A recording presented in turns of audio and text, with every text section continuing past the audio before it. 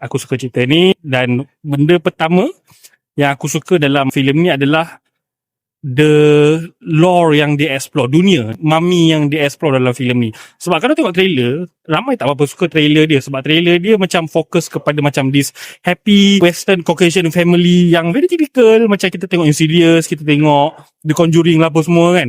Tapi bila tunjuk kat dalam filem ni dia explore lebih luas. Ada rupanya cerita bila diorang dekat Egypt, ada cerita tentang satu family yang memuja setan, demon di Egypt, and perkara-perkara mistik dekat Egypt. Senang cerita yang berkaitan dengan mami lah.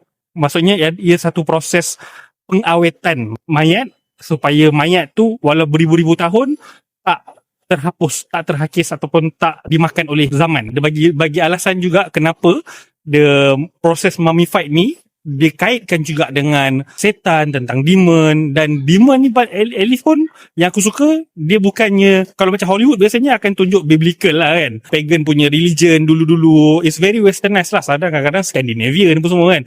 This time Hollywood dia pergi ke arah Middle East. Dia pergi ke arah Middle East, dia pergi ke arah macam zaman sebelum Jesus, 3,000 tahun sebelum. So ni zaman-zaman aku rasa agama Majusi, Zoroastrian sebelum tu lah kan, sebelum kedatangan Islam lagi. Dan it's really interesting bagi aku cara dia orang explore dunia demonologi dalam Middle East ni.